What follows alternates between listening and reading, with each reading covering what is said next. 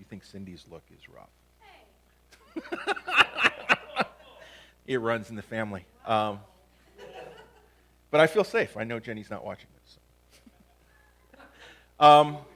Before we did all of our family stuff, and all of Cindy's family is down there in the Orlando area, the first half of the week we're at something called Exponential, which is a large conference, multi-denominational conference that's tied into church planting.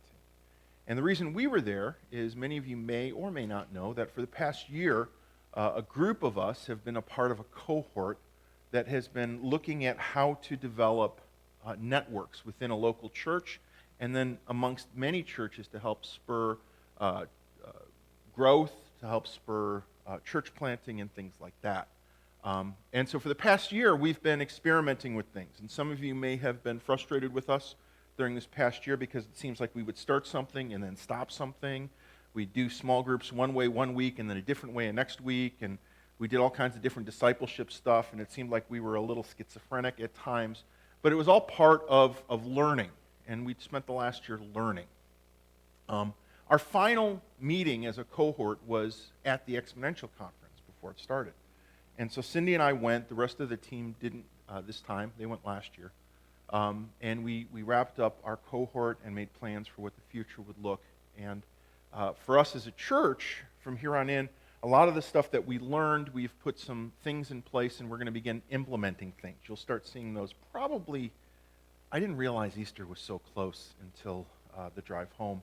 Probably shortly after Easter, you'll see a big push on small groups kick off, probably a bit after Easter. It seems like a bit much to start before Easter at this point. You'll see some discipleship stuff come out that'll look a little different. There'll be some training stuff. We're going to have kind of welcome to the Vineyard 101 thing that'll be coming out shortly. A lot of stuff. We're going to do a couple things a little different in the service, I think. Nothing radical, but you'll start seeing the fruit of much of our labor. And we're excited about much of our labor. We've actually seen some fruit from it already. But Exponential, after we had our meeting, we went to the Exponential Conference. And Exponential is unlike any other conference I've ever been to in my life. It is massive. It's in this big Southern Baptist church down in Orlando that sits, 5,000-6,000, and it's packed to the gills. When you get in and check in, they give you a book about this thick, and it has all the breakout sessions. And you literally have to plan your conference because there are so many different breakout sessions. You need to figure out exactly what's important and what's not important. And it's only a 3-day conference, a 2.5-day conference, actually. The vendor hall, and I've never been to a conference with a vendor hall before in my life, is mind-boggling. Every publisher, every school, every church planting organization, a lot of denominational organizations. You want to buy a video wall? There's a guy there willing to sell you one. You know how much a video wall costs, by the way? A lot of money. Yeah. And it's just, you sit there and it's just mind-boggling. And then you go to the main session. In the main sessions, they brought in some excellent speakers. Jay Pathak, our national director, was one of the main speakers. He did us proud. He spoke at one of the sessions. But you get into the session, and this worship team comes in. And it's not just like a worship team. It's like professional musicians and 6 professional worship leaders from across the country lead worship. And they've got the massive video screen, and they've got things here, and smoke pouring out there, and lights, and all this stuff. And they play the K-Love Top 20. And it's just this immense experience with 5,000 people who are all like into this, singing and worshiping. And it's a powerful experience. It really is. And like I said, it's unlike anything else. And worship is incredibly impressive. And it was funny. Between one of the services, though, there was a group from the Evanston Vineyard. Evanston is a larger vineyard within our movement. My son Benjamin is interning there right now as he's going to school. And so we know most of the leadership team there just because they're in our neck of the woods and through Ben.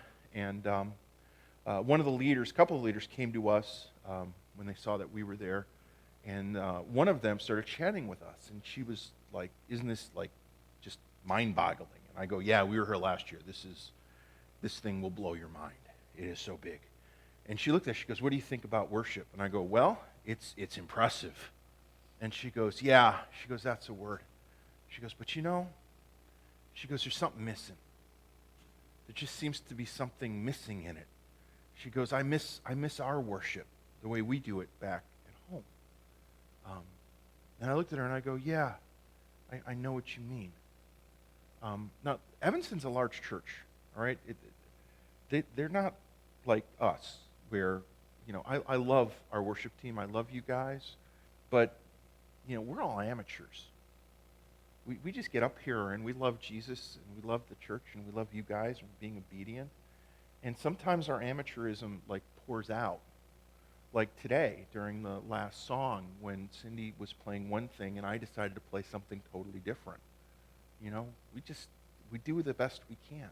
Or last week, you know, last week was hilarious. We knew that nobody was here as far as on the worship team. That Ben couldn't come to lead worship, and we were going to be stripped, so we made the decision we're going to do karaoke worship, which I'm just terrified of karaoke worship because I think it looks better today than it used to. Let's just leave it at that. But it's corny. And the Lord was hilarious. We visited the Tampa Bay Vineyard last week. We drove because I have a friend who pastors there.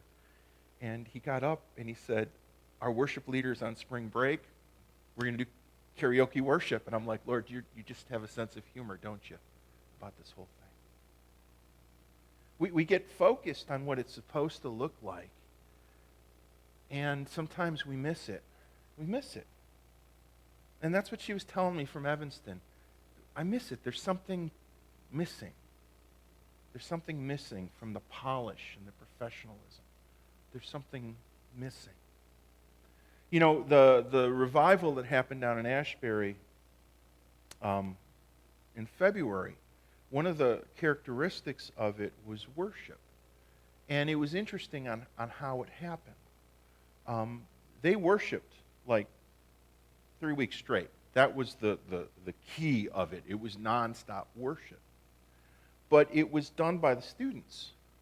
And it was done in a very unprofessional kind of way. And what was surprising is they had the opportunity to turn it professional. Because when things like this break out, people show up. And you probably have all read the articles. You know, anybody who was anybody tried to get there. And I read a lot of stories about worship leaders, big worship leaders, people who have records and albums and whose songs we sing showed up.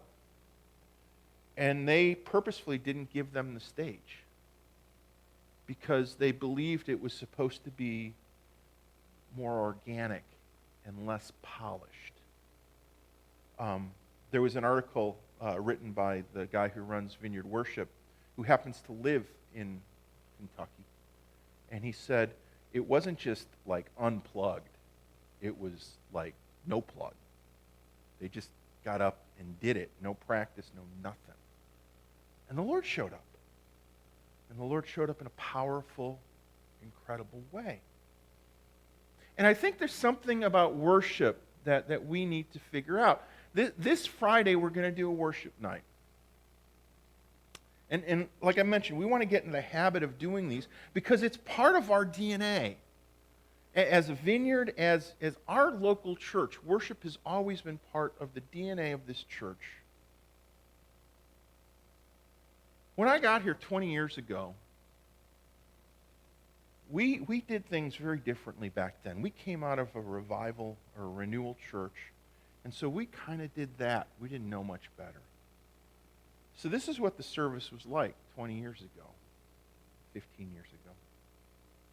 We would do worship for upwards of an hour, just nonstop. And then we'd take a break because we felt people needed to maybe use the bathroom, and we'd do the coffee break. and everyone would go out and get some coffee or run to the bathroom, and kids would run off to kids' church. And then we would struggle to bring everybody back, and I would preach. And our service would go upwards of 2 hours, sometimes 2.5, because we invested that heavily in worship. Now, over the years, we've scaled that back. People aren't into that on Sunday mornings like they used to be. But we feel like we're supposed to do it, that if we take the time and just worship God and open up the floor and say, Lord, let your presence come, lead us however you want, we are coming with an expectation on Friday that he's going to show up and that he probably will do something. And we want to be there for it. We want to participate in that. But the problem is that it becomes difficult because we look at Friday. It's Friday night. Who wants to go to church on Friday night, right? There's other things to do on Friday night. And we look at it and it's worship. I don't know. Worship's hard. We got to sing. What else are they going to do? Just sing? That sounds boring. You make faces at me, but that's how many people think. That's how many of us think. It's just worship. We get confused on why we're here and what we're supposed to do. And so I want to take some time. I've been talking the last couple of times I've preached, and I knew they were going to be popcorn sermons, and I felt like the Lord was up to something on this. He'd just bring things to my mind. And I want to look at worship. We've looked at quiet time. We looked at communion. I want to look at worship. Because it's supposed to be this core element for us. It's supposed to be what we do. 40 years ago, it's what the Vineyard was known for. You may not know a whole lot of Vineyard history, but I'll tell you this. If you watch the Jesus Revolution movie, that's the first time in Calvary when they introduced rock and roll to worship. And that birthed Maranatha music. And some of you might remember Maranatha music from the 70s and early 80s. And out of Maranatha music birthed Vineyard music, which came in the mid-80s through the 90s. And between those two labels, later, especially Vineyard, it radically changed worship in the church, not just in America, but around the world. Those of us of a certain age remember the worship wars, where churches would go to war with each other on what worship was supposed to look like. We were integral in that. The Vineyard used to go around the world to do this conference called Why We Worship. And it was Vineyard leaders coming up teaching this concept of worship and what it was supposed to be. One of these days, I'll have Cindy come up, and I want her, not today, explain the elements of what makes Vineyard worship what it is. But it was this idea that it was supposed to be simple, accessible, intimate. That's the worship we have today. It comes out of our DNA. And so I think we need to spend some time just pressing into that today, just asking that question, why is it important to us, and how should we be coming to worship? Now, my personal history on worship is a little complicated. When I was younger, when I was a youth and going to Catholic church, somehow I got on the church board as the youth representative. And we took a vote, big vote that had to happen. My family always went to 7:30 Mass. We were early birds, get it out of the way quickly. And 7:30 Mass was a very lightly attended Mass. And so the question was put up, should we do worship during Mass? Or should we just cut the music? If you ever go to a Catholic church in the middle of the week, when the organist is probably working his other job and everybody else's morning services are just red liturgy. And by the way, there's worship in that. But they're like, should we just cut the music? And I voted to cut it because I thought it was just excess. I'm very efficient at times. It was just excess. And when I got saved, I struggled with worship because I got saved into more of a charismatic Pentecostal environment where everybody was dancing and hands in the air and flags and bells and shofars and all that fun stuff. And I was uncomfortable with that. I'm not a person who likes to draw attention to myself. I like to sit in the back and be quiet. Just who I am. And so this idea of like hands in the air and jumping up and down, it felt like excess. It was very uncomfortable for me. So I never enjoyed worship when I first got saved. But that all changed in 1991. Cindy and I used to go to Christian music festivals, and we went to one in 91 in Pennsylvania called Creation Fest. And we went to the morning devotional. Now, Creation Fest was in the mountains, the Allegheny Mountains, I guess they are out that way. And so we were kind of in this valley, and they had a stage, and they would do a devotional, and they'd do some morning worship. And I remember we were singing a real cheesy song. What was that? You went on to show the way round. You know the one with the hand motions. Lift your name on high. Yeah, that one. And in the midst of Corny, the presence of the Lord showed up. And I remember sitting there watching the sunrise over the mountains with a bunch of people worshiping God and experiencing God's presence in a way I'd never experienced. I broke into tears. And I finally got it. And I was hooked. I was hooked on worship.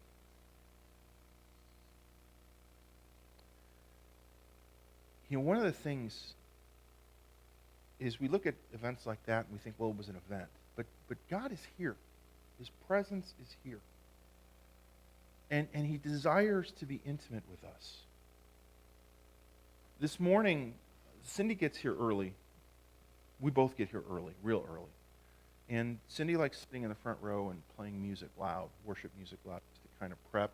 I go downstairs and finish up my sermon, do a final read, and do what I need to do.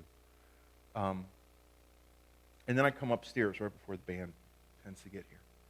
And the music was still blaring, and there was a worship circle tune on, and I don't remember the song.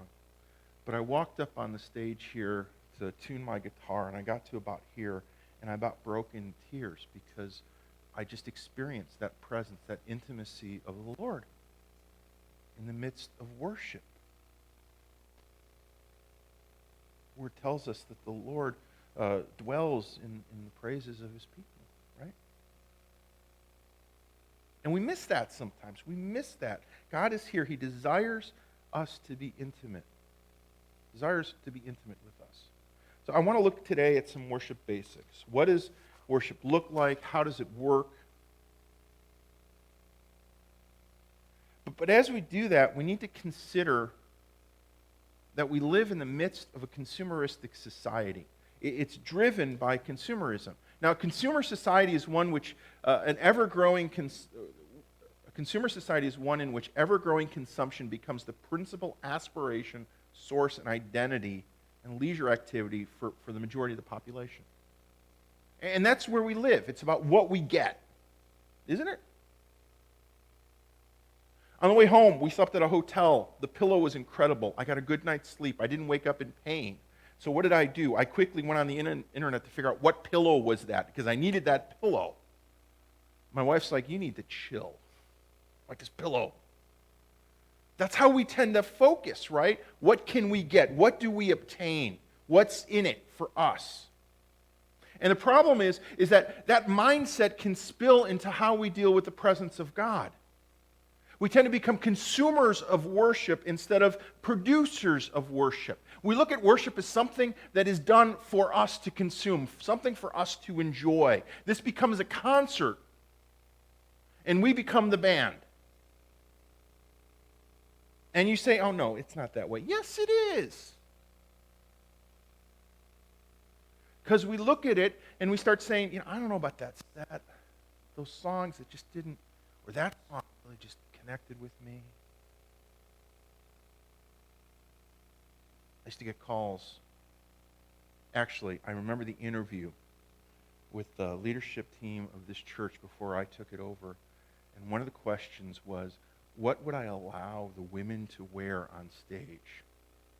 Because some of those outfits are just not appropriate for stage.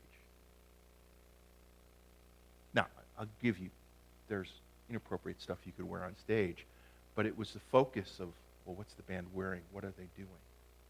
What songs are they playing? What's in it for me? And we all do it. We all do it. We all do it. We all notice. We all come in with a slightly critical spirit. And that may be a normal response for our society, but it's not a biblical response. Worshiping God is supposed to be an end in itself. It's not a means to an end or even a warm-up for the message. It's an end to itself. It's not supposed to be about what I get out of worship. Instead, it's about what I bring into worship. And look, this is not about getting everybody to sing, although really powerful things can happen when that occurs. Instead, it's about a lifestyle of worship. How are we joining in with what already is going on around the throne? The Revelations paints this incredible picture of worship, of the angels, of the living beings, of all of creation, worshiping at the throne, nonstop, 24/7. And the question is, how do we participate in with that here, in this time, in this place? Worship is not supposed to be a spectator sport that we come and enjoy. And that was the issue we struggled with Exponential. I didn't know most of the songs because I don't listen to K-Love. I don't. I have my own tracks on my phone. So they were singing worship songs I didn't know. So I sat there and I analyzed the band. And I noticed how the one guitarist on the side was very animated in how he interacted with the crowd to try to get them going. And I noticed that the smoke machine was on stage left coming out of the organ pipes. And oh, by the way, those organ pipes were fascinating back there. There were different sizes on each side, and it was really impressive. And I think the lead singer wore the same jacket 3 sets in a row. How does that work? That's where I was. I was a spectator. It's really easy to become a spectator in the midst of worship, even in a small church that doesn't have smoke coming out of stage left. We're not supposed to be a spectator. We're supposed to be a producer of worship. So what should it look like? Well, we have a guide on worship, believe it or not, and it's Psalm 95. Psalm 95 is a call to worship, and it's been a guide for worship for centuries. And within this guide, there are 3 separate themes that help us really grasp how we should worship. So if you have a Bible, Psalm 95, starting in verse 1.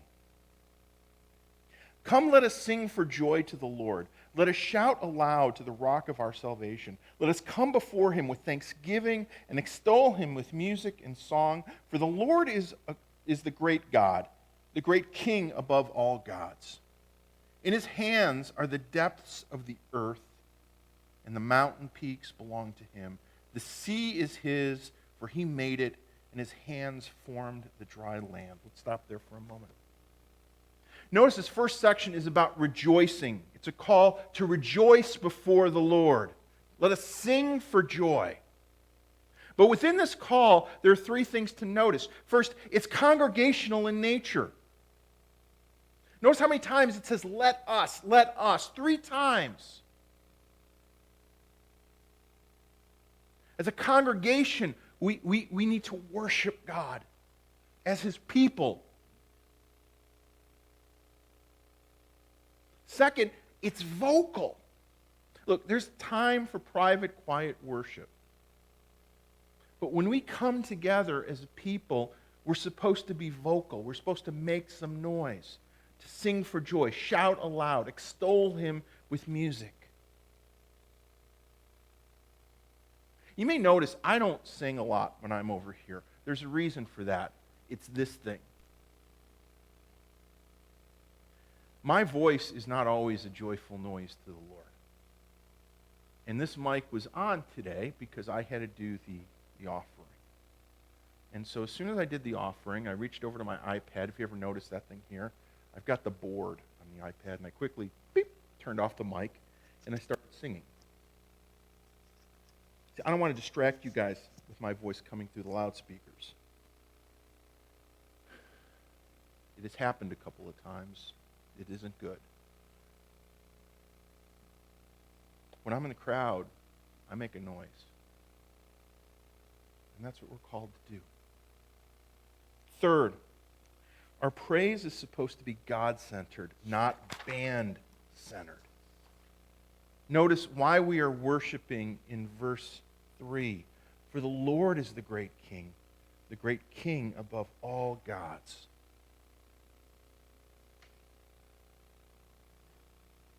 When we gather together, we focus on Jesus. And that should bring worship out of our hearts. See, we were all created to worship, and everybody worships something. They do. You can tell a lot about a person by what they worship. Sometimes it's money, sometimes it's career, sometimes it's reputation. But we all worship something. We've been called to worship God and worship him alone. Verse 6. Come, let us bow down and worship. Let us kneel before the Lord our Maker. For he is our God, and we are the people of his pasture, the flock under his care. Notice the second section. It's about reverence. Bow down, lay prostrate before God. We are called to come to him in reverence. See, worship is a serious deal, and I don't think we get that. There's a great story in 2 Samuel 6. David decides that he wants to lock in his kingship, and the best way to do that is to get the Ark of the Covenant. So he's going to bring the Ark of the Covenant back to Jerusalem, back to the city of David. It's going to be with him. Now, if you read the Pentateuch, if you read Leviticus, Exodus, Deuteronomy, Numbers, it gives you strict rules on how to deal with the Ark of the Covenant. Remember, the Ark of the Covenant, this is the place where God rests. When they were in the desert, this was his throne. When the cloud came, it was over the ark. That's where Moses would meet with God. And so there was a sense of reverence on how they were supposed to deal with this ark. It was never supposed to be touched. There were poles that were put in. The Levites were supposed to carry it. Certain things were supposed to occur. But David just wants it to lock his kingdom in place. So he takes the ark and he puts it on a cart with a couple of donkey or bulls, I don't remember, and they start making their way. And it hits a rock, and the ark's about to tumble, and so one of his buddies reaches out to stop it from tumbling, and he's struck dead right there. And people read that and go, ooh, that's pretty intense. He was trying to do a good deed. No, it's about irreverence. Thank you. When we approach God, there's supposed to be a sense of reverence about it, awe. Throwing his Ark of the Covenant on a cart didn't show reverence. Grabbing it didn't show reverence. It freaks David out so much that he says, I can't have this thing by me. And he leaves it with Obed-Edom. I love Obed-Edom. If I had a fifth child, I would have named him Obed-Edom.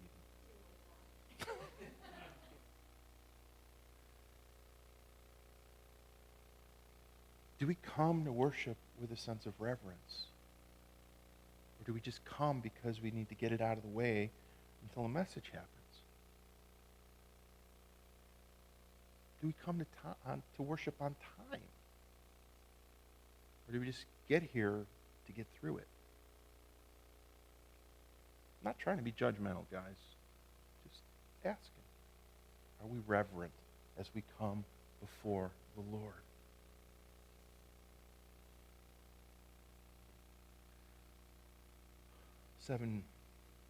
Tail end of 7. Today, if only you would hear his voice, do not harden your hearts as you did at Meribah, as you did that day at Massah in the wilderness where your ancestors tested me. They tried me, though they had seen what I did. For 40 years I was angry with that generation. I said, they are a people whose hearts go astray. They have not known my way. So I decided on oath in my anger, they shall never enter my rest. The final section is about response. What's our response to God? Notice there's a change of speaker here. All of a sudden it goes from let us to God. And God is giving a solemn word of warning to us. Now the background here is interesting. It's the Exodus story, right? And the Exodus story is an interesting story because the Lord delivers the people of Israel out of captivity with tremendous signs and wonders, right? He slays the entire Egyptian army through the Red Sea. We're going to talk about this a lot at the Passover Seder. It's basically remembering that entire event. God does this incredible stuff with them. They get to the border of Israel. They get to the Jordan River, and they freak out. The people over there, they're like giants. We can't go there. They're going to kill us. Joshua and Caleb are like, wait a minute. Look what God did. He'll surely do it again. And they try to stone them.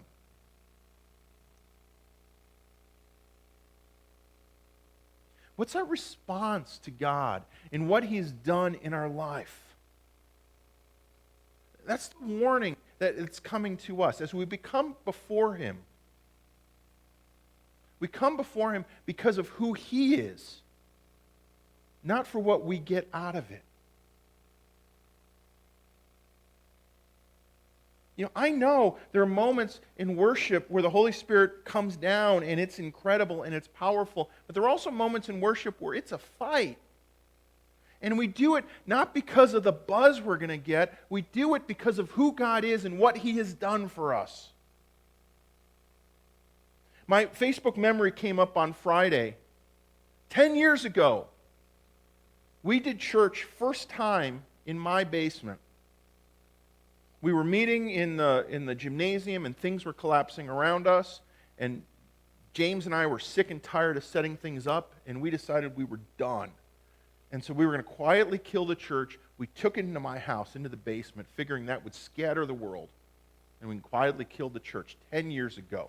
Look where we are today. Look at what God has done. That should drive us to worship. True worship goes beyond a church service. True worship is about a heart service. It's what is within our hearts. Now, there's a modern day parable about worship that I love. I'm going to read it to you. There's a song that some of you may know. It's been out for, 20 years now.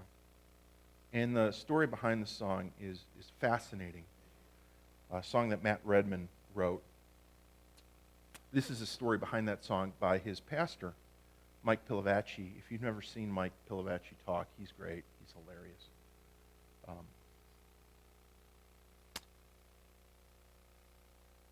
The story goes like this. Since it began, Soul Survivor, and that was the name of the church, has always given plenty of time over to worshiping through music. Over the years, people have poured out their hearts to God through it, and there have been plenty of examples of great things happening as a result. However, there was a season when we realized that something was up without worship. At first, it was very difficult to put our finger on the problem. On the surface, everything was just fine. The musicians were tuning their instruments, and the soundmen were getting out of bed on time. Each service contained a block of songs that focused on the cross and gave people a chance to get down to business with God. To make this easier, the music was nearly up to date. The chairs had disappeared. The lights were low. What better atmosphere for young people to worship God? Yet, we seem to have lost the spark. We seem to be going through the motions. But I noticed that although we were singing the songs, our hearts were far from Him. Was it Matt Redman's fault? I listened. He wasn't singing any more off notes than usual.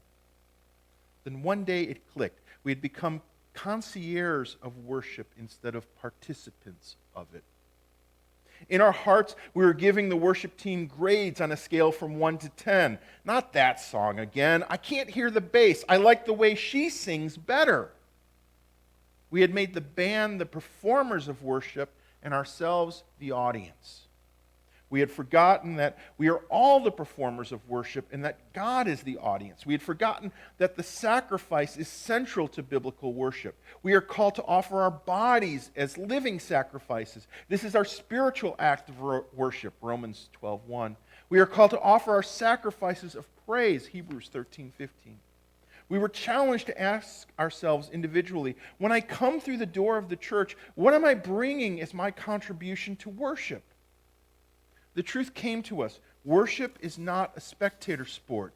It is not a product molded by the taste of the consumers. It is not about what we can get out of it. It is all about God. We needed to take drastic action. For a while, in order to truly learn this lesson, we banned the band. We fired Matt Redman. Then we sat around in circles and said, if no one brought a sacrifice of praise, we would spend the meeting in silence. At the beginning, we virtually did. It was a very painful process. We were learning again not to rely on the music. After a while, we began to have some very sweet times of worship. We all began to bring our prayers, our readings, our prophecies, our thanksgiving, our praise, our songs. Someone would start a song a cappella, and we would all join in. Then someone else would take it onto another song. The excitement came back. We were not having church. We were once again meeting with God. With all the comfort stripped away, we worshiped from the heart. When we had learned our lesson, we brought the band back. It was at this point that Matt Redman began to sing the song he had written out of this experience. I wept as we sang it for the first time. The words expressed exactly what was going on. Maybe you've heard this. When the music fades and all is stripped away, and I simply come, longing to just bring something that's of worth that will bless your heart. I'll bring you more than a song, for a song in itself is not what you have required. You search much deeper within, through the way things appear. You're looking into my heart. I'm coming back to the heart of worship, and it's all about you. It's all about you, Jesus. I'm sorry, Lord, for the things I've made it when it's all about you. It's all about you, Jesus. King of endless worth, no one could express how much you deserve. Though I'm weak and poor, all I have is yours, every single breath. I'll bring you more than a song, for a song in itself is not what you have required. You search much deeper within, through the way things appear. You're looking into my heart. I'm coming back to the heart of worship, and it's all about you. It's all about you, Jesus. I'm sorry, Lord, for the things I've made it, when it's all about you. It's about you, Jesus. It's all about you, Jesus. Worship is at the heart of all we do. It's why we do quiet time at the end of worship. It's a time not just for the prophetic, but it's a time that we all have an opportunity to bring something to the Lord. That's why it flows out of worship. So the question for us is simple. How are we coming to worship? Are we consumers of it, or are we producers of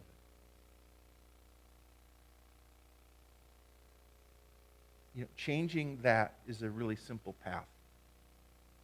as Nike would say, just do it. Just do it. Take a risk on God. So as we wrap up today, instead of doing ministry time like we normally do it, we're going to close with some worship. We're going to do it simply today. Forget the band. Forget about the people around you. Take a moment and just simply remember what Jesus has done for you. Remember that he is here, that he wants to meet with you, that he wants to be intimate with you. So just take the time and meet with him. Step out. As the psalmist says, come, let us sing for joy. Let us rejoice to him. Let us be reverent. Let us remember who he is. Let us respond to him for all that he has done. Take some time and just worship